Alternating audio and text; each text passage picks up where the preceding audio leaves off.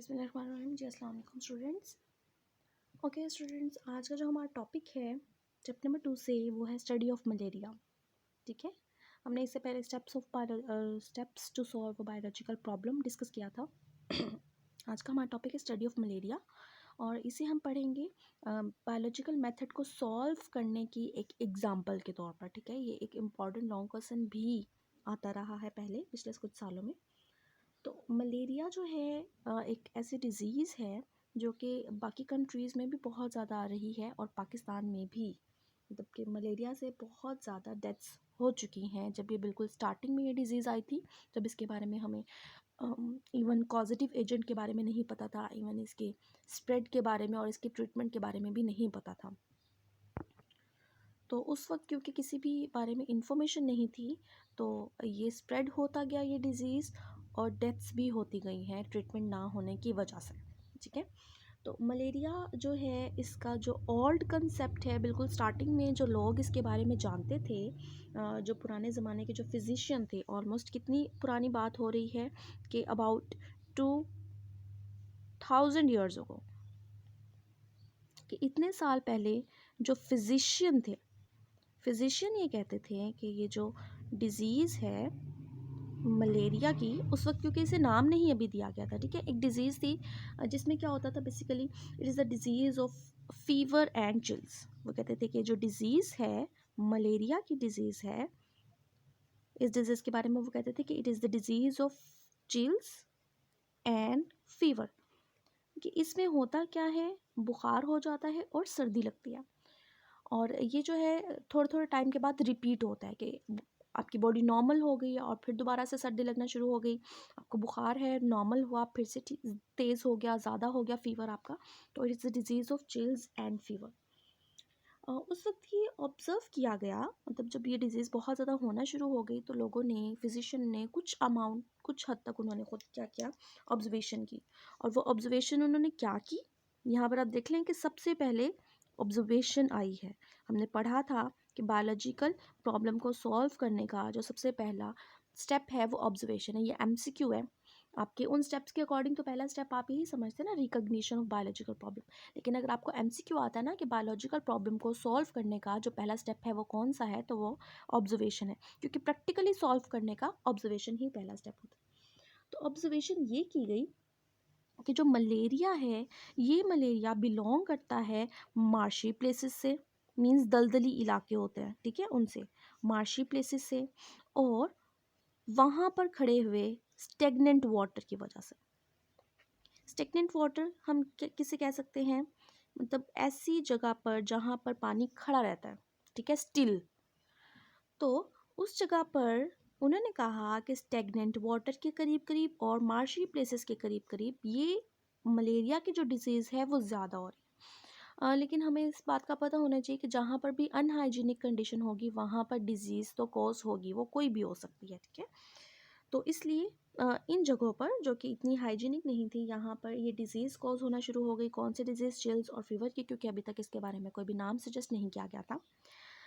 तो इनके according, means marshy places और स्टेगनेंट, ये समझा जाता था कि स्टेगनेंट वाटर जो कि खड़ा हुआ पानी है, जो कि स्टिल फॉर्म में मौजूद है वहाँ पर, इसके अंदर कुछ जर्म्स क्रिएट होते हैं। ठीक है, वो जर्म्स चले जाते हैं हवा के अंदर और इस हवा को बना देते हैं बैड एयर। तो बैड एयर के नाम से फिर इस डिजीज़ का नाम आया। ठीक है, तो इसका जो नाम है वो इटालियन वर्ड पर कंसिस्ट करता है। इटालियन मतलब इटालियन लैंग्वेज से लिया गया, जिसका क्या है मीनिंग, माला मीनिंग बैड, और एरिया मीन्स एयर। तो बैड एयर की वजह से इसका नाम मलेरिया रखा गया, क्योंकि उनका कंसेप्ट, उनकी ऑब्जर्वेशन यही थी। इस ऑब्जर्वेशन के बाद उन्होंने अपनी तौर पर एक छोटा सा एक्सपेरिमेंट परफॉर्म किया, ये पता लगाने के लिए कि वाकई ही स्टेगनेंट वाटर की वजह से मलेरिया होता है। तो वो जो छोटा सा एक्सपेरिमेंट था उनका, वो क्या है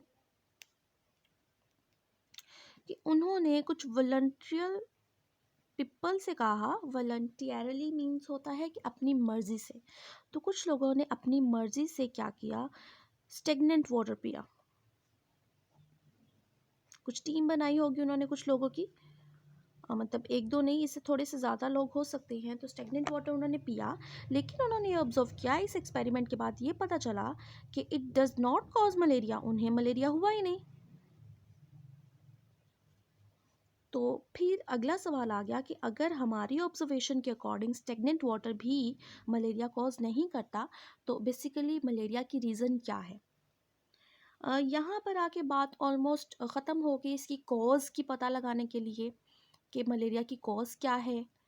इसके बाद ये उन दिनों की बात है, मतलब कि मलेरिया की डिजीज़ उस वक्त आई थी जबकि 17th सेंचुरी में अमेरिका जो है वो डिस्कवर हुआ। ठीक है, उन दिनों में क्या हुआ कि जो कुछ ट्रीज़ हैं वो ट्रीज़ मूव करके गए, यानी कि उन्हें वापस भेजा गया, अमेरिका से वापस यूरोप भेजा गया। ठीक है, और क्यों भेजा गया, आपको इतना अंदाज़ा होगा बेटा, इतने पता होगा कि पहले ज़माने में क्या होता था कि जो ट्रीटमेंट है, ऑलमोस्ट जो फिजिशियन होते थे जिन्हें हम तबीब कहते हैं, तो वो जड़ी बूटियों से जो है इलाज करते थे। डिफरेंट जड़ी बूटियाँ जंगल में जाके उन्होंने देखी, उन्हें ड्राई किया, उन्हें ग्राइंड किया, ग्राइंड करके फिर डिफरेंट जो है मेडिसिन बना के वो यूज़ की जाती थी डिफरेंट डिजीज़ के क्योर के लिए। तो उस वक्त भी जो है अमेरिका से यूरोप की तरफ जब कुछ ट्रीज़ गए, और वो क्यों गए, वो गए for the treatment of different disease और मेडिसिन बनाने के लिए गए। तो उन्हीं में से एक मेडिसिन बनाई गई जो कि मलेरिया के डिजीज पर्सन को दी जाने लगी, तो वो तो ठीक होना शुरू हो गए। बेसिकली वो कौन से वाले ट्री की बार्क थी, वो थी कुइना कुइना। आपकी अगर उर्दू में इसका देखें आप, तो ये नज़र आता है आपको ऐसे लिखा हुआ क्यूना क्यूना, तो आप इसे क्यूना क्यूना भी पढ़ सकते हैं, कुइना कुइना भी पढ़ सकते हैं।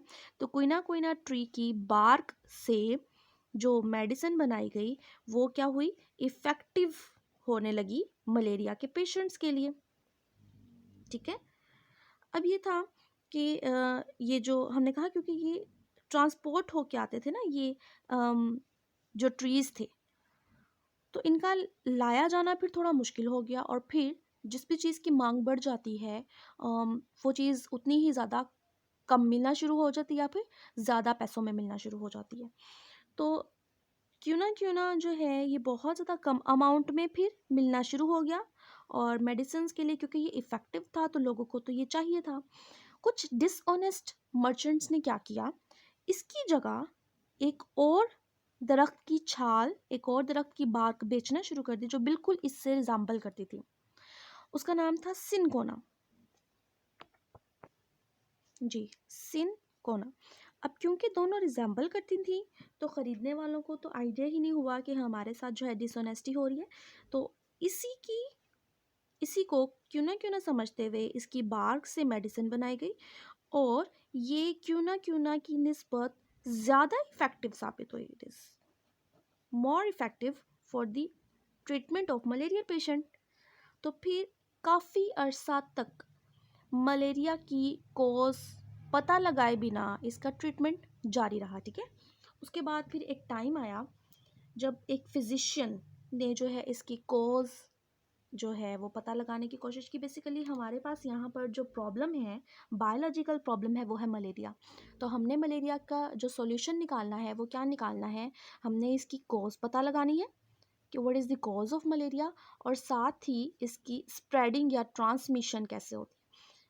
ठीक है, मतलब पहले इसकी पता जब लगाया जाएगा ना, फिर हमें पता चलेगा कि ये किस वजह से होता है। तो जो भी वो सब्सटेंस है, जो भी वो पॉजिटिव सब्सटेंस है, फिर वो बॉडी के अंदर, एक बॉडी से दूसरी बॉडी के अंदर स्प्रेड कैसे होता है, ट्रांसमिट कैसे होता है, फिर वो पता लगाया जाएगा। तो यहाँ पर फिलहाल इसकी कॉज के बारे में पता लगाया जाना शुरू किया गया। तो एक साइंटिस्ट था, ठीक है, उसका नाम क्या था, लेविरॉन। साइंटिस्ट का नाम है लेविरॉन।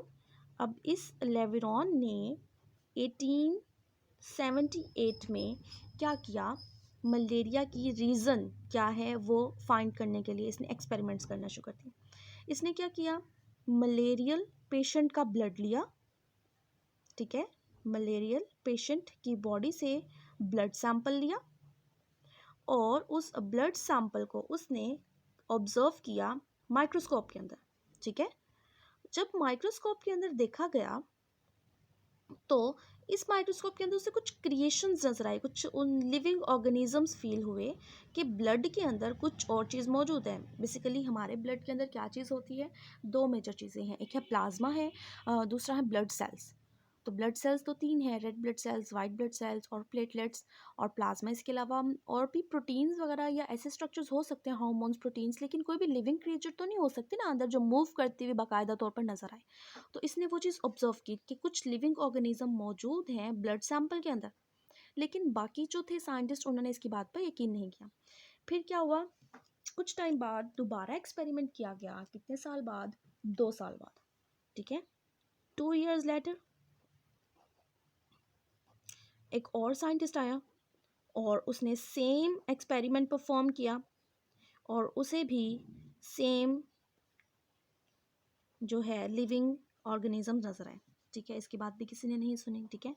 फिर 3 साल बाद, यानी कि इस 2 साल के मज़ीद 3 साल बाद, 3 years later, एक और साइंटिस्ट आया और उसने फिर सेम एक्सपेरिमेंट परफॉर्म किया और सेम एक्सपेरिमेंट परफॉर्म किया, उसे भी यही लिविंग ऑर्गेनिजम्स नज़र आए। उसने इन लिविंग ऑर्गेनिजम्स का नाम रखा प्लाज्मोडियम, ठीक है। क्या नाम रखा, प्लाज्मोडियम। और उसने ये बात कही कि प्लाज्मोडियम ही वो चीज़ है जो कि कॉज है मलेरिया की। इन सब बातों के बाद जो है टोटल कुछ 4 ऑब्जर्वेशंस ऐसी थी जो कि सही मानी जा रही थी मलेरिया की कॉज या इसकी स्प्रेड से रिलेटेड। वो क्या थी, सबसे पहली बात ये थी, कुछ ऑब्जर्वेशन है, मैं हेडिंग दे दूं कि जो ऑब्जर्वेशन उस वक्त की जा रही थी इस प्रॉब्लम को सॉल्व करने के लिए, वो ऑब्जर्वेशंस क्या थी। नंबर 1 है कि मलेरिया और मार्शी एरियाज़ का कुछ ना कुछ कनेक्शन तो है, लेकिन क्या कनेक्शन है अभी तक ये फाइंड आउट नहीं हो सका था, क्योंकि मार्शी प्लेसेस में मौजूद स्टेगनेंट वाटर से जो है वो मलेरिया नहीं हुआ था। फिर quinine is an effective drug, यहाँ पर मैं आपको बताना भूल गई कि देखें जो सिनकोना है, सिनकोना के बारे में फिर जब मज़ीद डिटेल पता लगाई गई ना कि ये इसके अंदर ऐसी क्या चीज़ है जो कि इफ़ेक्टिव है, तो इसके अंदर एक ड्रग, एक मेडिसिन फाइंड आउट हुई। वो क्या थी, क्विनिन इसे कह सकते हैं, क्यूनिन भी कह सकते हैं, ठीक है। तो क्यूनिन या क्विनिन जो है वो ड्रग है जो कि सिनकोना की बाग के अंदर पाई जाती है और मलेरिया के लिए इफ़ेक्टिव है। तो ये पता लगा हमें कि जो क्यूनिन है it is effective drug for malaria, ठीक है। मैं यहाँ पर कंप्लीट पॉइंट्स नहीं लिख रही, स्टेटमेंट्स। थर्ड वन है drinking of water of the marshy does not cause malaria, यानी कि जो स्टेगनेंट वाटर है, स्टेगनेंट वाटर पीने से मलेरिया नहीं होता, ठीक है, डज नॉट कॉज मलेरिया।